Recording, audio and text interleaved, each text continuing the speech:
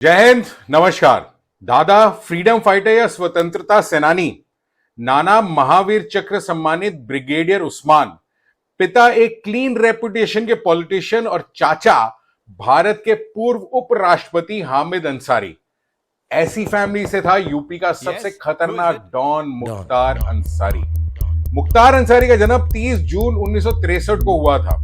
पढ़ाई यूपी के यूसुफपुर गांव से शुरू हुई और बाद में गाजीपुर आने के बाद ग्रेजुएशन और पोस्ट ग्रेजुएशन करी। बताया जाता है कि 15 साल की उम्र में ही पहला क्रिमिनल इंटिमिडेशन का चार्ज गाजीपुर में सैदपुर पुलिस स्टेशन में मुख्तार अंसारी पर लग चुका था। क्योंकि मुख्तार अंसारी के फादर पॉलिटिशियन थे, तो मुख्तार ने उसका गलत फायदा उठाना शुरू कर दिया और कॉलेज से ही गुंडागर्दी शुरू कर दी और मक्खन सिंह और साधु सिंह गैंग को मुख्तार अंसारी ने ज्वाइन कर लिया। और पहला मर्डर या हत्या का केस मुख्तार पर लगा 1988 में, जबकि इससे पहले भी मुख्तार अंसारी की गुंडागर्दी चल रही थी, बट मर्डर का यह पहला केस था। और मर्डर हुआ था मंडी परिषद के एक लोकल ठेकेदार सच्चिदानंद का। पुलिस पड़ गई पीछे और अंसारी के पुलिस से भागते हुए एक पुलिस कांस्टेबल की भी हत्या हो जाती है और इस कांस्टेबल की हत्या का भी आरोप मुख्तार अंसारी पर आता है। अब जब ये दो बड़े मर्डर केसेस मुख्तार अंसारी पर लगे, तो धीरे धीरे अंसारी एक बड़ा गैंगस्टर बनता गया और हर दूसरे दिन मुख्तार अंसारी का नाम किसी न किसी क्राइम या अपराध में आने लग गया। 1989 में मुख्तार की शादी हो जाती है आफशा अंसारी से और उसी टाइम के आसपास अंसारी यूपी की पॉलिटिक्स में धीरे धीरे इन्वॉल्व होने लग गया था। जिस गैंग के लिए अंसारी काम कर रहा था, उनका एक राइवल गैंग था साहिब सिंह गैंग और रेगुलरली इन दोनों गैंग्स में गैंग वॉर होती रहती। एक प्लॉट के ऊपर कब्जे के लिए इन दोनों गैंग्स में गैंग वॉर चल रहा था और एक दूसरे के आदमियों को ये लोग मारते रहते थे। ये गैंग वॉर बेइंतहा खतरनाक तब हो गया जब मक्खन सिंह गैंग, जिसमें अंसारी था, उस गैंग ने दूसरे गैंग के सरदार का मर्डर कर दिया। अब एंट्री होती है ब्रिजेश सिंह की, जो एक नया गैंगस्टर था। उसने साहिब सिंह गैंग ज्वाइन कर लिया और डी फैक्टो उस गैंग का मेन डॉन बन गया और मुख्तार अंसारी मक्खन सिंह गैंग को कंट्रोल करने लगे। मुख्तार अंसारी और ब्रिजेश सिंह के गैंग्स में अब राइवलरी शुरू हुई शराब के ठेके, कोयले के ठेके, रेलवे के ठेकों के लिए। साथ साथ एक्सटॉर्शन यानी जबरदस्ती वसूली, किडनैपिंग और गुंडा टैक्स का भी काम शुरू हो चुका था। बेसिकली कोई भी ऐसी क्रिमिनल एक्टिविटी नहीं थी जिसमें ये दोनों गैंग्स इन्वॉल्व नहीं थे। मुख्तार अंसारी ने उत्तर प्रदेश कांग्रेस के लीडर अजय राय के बड़े भाई अवधेश राय की हत्या करवाई 1991 में और जब तक पुलिस ने इसे ढूंढना शुरू किया, तब तक अंसारी अंडरग्राउंड हो चुका था। अब पुलिस की पहुंच से दूर अंसारी के सारे धंधे चलते रहे। अंसारी स्ट्रांग होता गया और जनता में अपने गरीबों की मसीहा या रॉबिन हुड की इमेज बनानी शुरू कर दी। लोगों के छोटे छोटे काम करवा दिए, किसी को पैसे दे दिए, लोगों के डिस्प्यूट से लड़ाइयां निपटा दी, क्योंकि गुंडागर्दी तो बहुत बढ़िया चल रही थी। लोग डरते थे, पैसा धड़ाधड़ छप रहा था और अंसारी ने डिसाइड कर लिया था कि अगला मूव पॉलिटिक्स में किया जाए, जहां पर ये रॉबिन हुड की इमेज बहुत काम आएगी।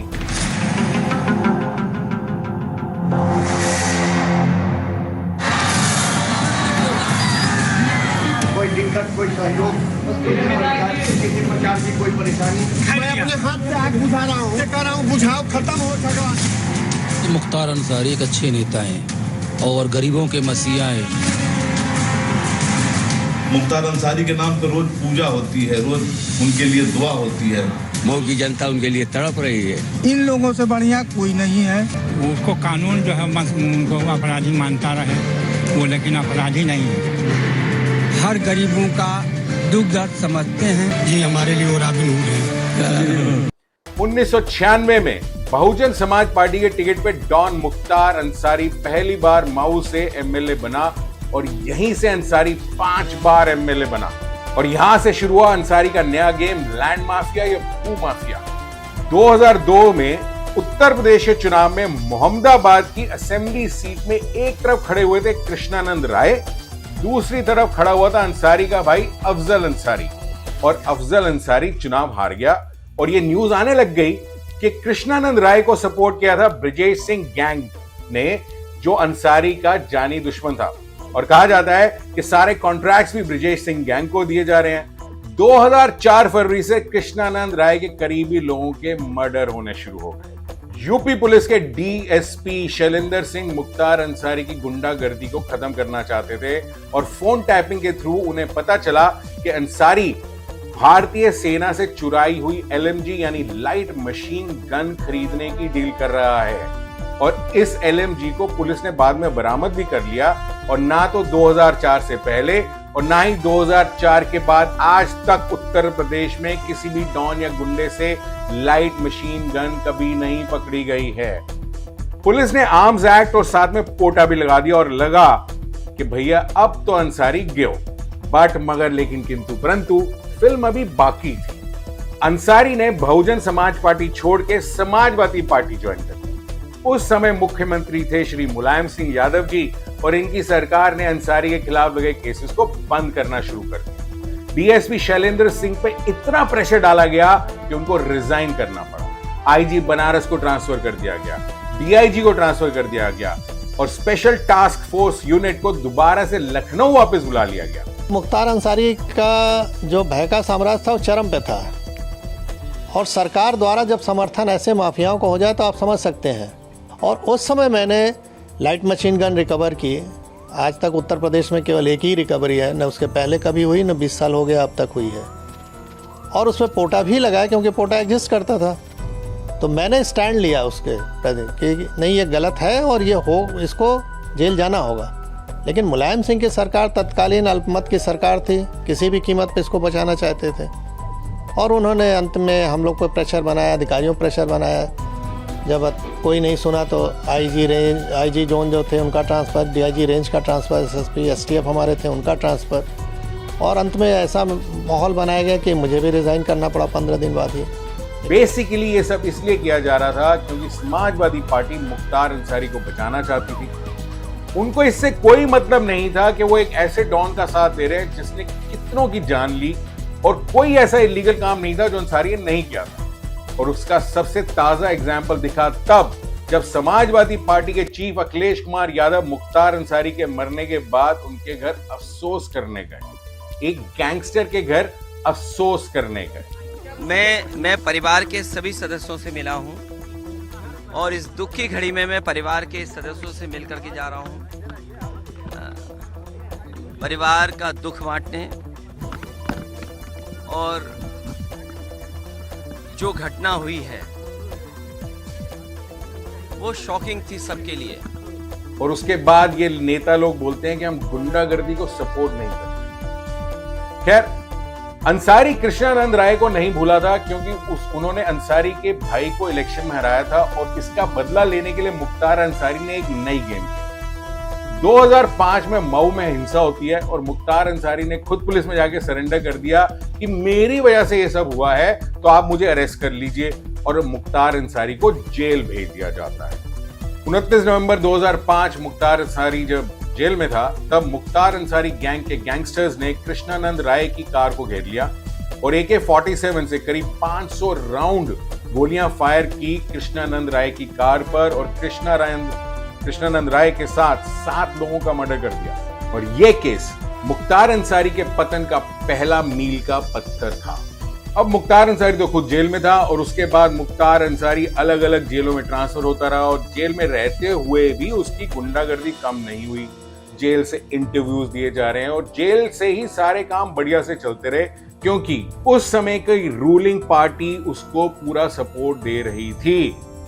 अंसारी कुछ समय के लिए पंजाब की रोपड़ जेल में भी शिफ्ट हो गया और वहां से खबरें आने लगी कि उसको वीआईपी ट्रीटमेंट मिल रही है जो अब तक सिर्फ उत्तर प्रदेश की जेलों में मिल रही थी। रोपड़ से बांदा जेल शिफ्ट किया जाता है और जेल से 2007 का चुनाव भी जीत जाता है। अब 2009 में फिर से वापस बीएसपी में और बीएसपी की टिकट पे लोकसभा चुनाव लड़ता है मगर अंसारी हार जाता है। 2012 में अपनी खुद की पार्टी बना लेता है और मऊ से फिर जीत जाता है।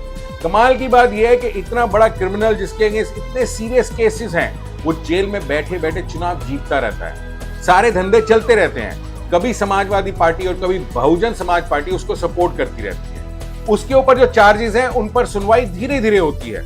गवाहों को प्रोटेक्शन नहीं दिया जाता है जिस वजह से गवाह अपनी गवाही से मुकर जाते हैं और मुख्तार अंसारी को किसी भी केस में सजा नहीं होती है क्योंकि उसको उत्तर प्रदेश की 2 main prominent political parties protect कर रही थी। खैर 2017 में उत्तर प्रदेश में योगी आदित्यनाथ जी मुख्यमंत्री बनते हैं और कृष्णानंद राय की हत्या का मामला सीबीआई को दे दिया जाता है और 2023 में कोर्ट मुख्तार अंसारी इसमें दोषी करार देती है और 10 साल की सजा होती है।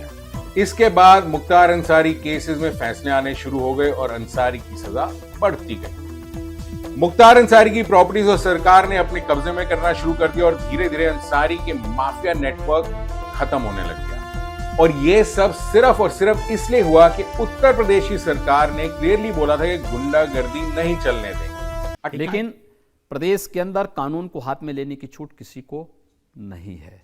एक, हाँ, हमने प्रदेश के अंदर ऑर्गेनाइज क्राइम का जो संगठित अपराध था उसकी कमर को तोड़ा है, पूरी तरह तोड़ा है। हम लोग प्रदेश के अंदर कानून का राज हर हाल में लागू कर रहे हैं और दोनों मुद्दों पर हमारी सरकार ने पहले से कहा है कि क्राइम एंड करप्शन के मुद्दे पर सरकार जीरो टॉलरेंस की नीति पर कार्य करेगी और सरकार उसी तर्ज पर कार्य कर रही है। आगे भी 28 मार्च 2024 को मुख्तार अंसारी की डेथ हो गई हार्ट अटैक से और उत्तर प्रदेश के सबसे बड़े डॉन के डर का साम्राज्य हमेशा हमेशा के लिए खत्म हो गया। जो लोग मुख्तार अंसारी के सताए हुए थे उन लोगों ने शायद उस दिन अपने घरों में घी के दिए जलाए होंगे, मगर हमारे यहाँ काफी सारे सो कॉल्ड सेक्युलर नेता लोग हैं जिनको इतने बड़े खुंखार डॉन की मौत का बहुत दुख हुआ है। आइए एक नजर डालते हैं इन महान नेताओं पर और देखते हैं कि इनके महान विचार क्या हैं ऐसे माफिया डॉन के बारे में। अल्लाह जो मुख्तार अंसारी साहब जिनका इंतकाल हुआ, अल्लाह इनकी मग़फ़िरत फरमा दे, अल्लाह इनकी मग़फ़िरत फरमा दे। परवरदिगार जो हमको कमजोर समझकर हमको मिटाना चाहते हैं, अल्लाह तो उनको मिटा ले। देखिए सर, मैं 2-3 बातें बताऊंगा यहाँ पर। दुखद बात यह है कि मुख्तार अंसारी साहब का इंतकाल होगा। इन्ना लिल्लाहि व इन्ना इलैहि राजिऊन। हम इस दुख की घड़ी में उनके परिवार के साथ खड़े, इतने टर्म के एमएलए रह चुके, संविधान की शपथ लेके एमएलए बने थे, काम किया। अब एक ये भी इत्तेफाक की बात भी ये है कि 2 साल पहले रमजान मुबारक के महीने में शहाबुद्दीन साहब का इंतकाल हो गया, वो भी इसी तरह जेल में थे। उसके बाद पिछले साल अतीक अहमद और उनके भाई का कत्ल कर दिया गया कुछ गुंडों द्वारा, वो भी रमजान का महीना था। और आज कल मुख्तार साहब को भी बताया जा रहा है कि अटैक से हो गया। समाजवादी पार्टी के अध्यक्ष अखिलेश यादव मुख्तार अंसारी के घर उसके परिवार वालों से मिलने पहुंचे। मैं परिवार के सभी सदस्यों से मिला हूं और इस दुख की घड़ी में मैं परिवार के सदस्यों से मिलकर के जा रहा हूं। परिवार का दुख बांटने, इस परिवार का योगदान बहुत बड़ा है। समाज और परिवार और खासकर ये परिवार आज भी गरीबों के दुख दर्द में शामिल है। ये फैक्ट है कि हमारे कुछ पॉलिटिशियंस और पॉलिटिकल पार्टीज ने गुंडों और एंटी सोशल एलिमेंट्स को ना सिर्फ सपोर्ट किया है, उनको और ज्यादा पावरफुल बनाने में मदद की है और हर वो कोशिश की है कि ऐसे गुंडों को किसी भी तरह से कानून से बचाया जाए। तो आपको एक ही साइड दिखता है सिक्के का। आप जिसको दुखद बता रहे हैं वो उन परिवारों के लिए शायद सुखद पल है इस वक्त। 60 से ज्यादा मुकदमे, 8 में कन्विक्टेड, और आपको पीछे साहब लगाने में हर्ज नहीं। मुख्तार अंसारी साहब सुनिए, सहानुभूति 8 में कन्विक्टेड। सर, आप अपनी पॉलिटिकल फायदे के लिए कि साहब आपका वोट बैंक एड्रेस होता है तो हमें इस मामले को लेकर अतिरिक्त गंभीरता दिखानी चाहिए, चाहे असदुद्दीन ओवैसी हो, चाहे समाजवादी पार्टी के लोग हो। और हर टाइम इन नेताओं या पार्टियों को ब्लेम करना भी गलत है, क्योंकि ये भी फैक्ट है कि आज भी हम में से कुछ लोग इन्हीं नेताओं और पॉलिटिकल पार्टीज को वोट देते हैं क्योंकि वो शायद हमारे धर्म या जाति के हैं, या फिर उन्होंने वादा किया है कि अगर वो सरकार बनाएंगे तो हर महीने कुछ करे बिना पैसा मिलेगा, या फ्री की बिजली या फ्री का पानी मिलेगा। और अगर हमें सामने से दिख रहा है कि कोई नेता या पार्टी किसी क्रिमिनल को सपोर्ट कर रही है, तो वो नेताजी कैसे चुनाव जीत जाते हैं? सबसे बड़ी गलती हमारी अपनी है। ये हमारी गलती है कि हम आंखें बंद करके गलत नेताओं को जिताते हैं। और अगर हम में से किसी के लिए भी अपनी सुरक्षा से ज्यादा जरूरी जाति या धर्म है, तो हम इसी लायक हैं कि हमें नकारा सरकार मिले जो हमारी जिंदगी बेहतर करने के बजाय मुश्किल और डर से भरी हुई बना दे। इसी सोच के साथ जय हिंद, नमस्कार।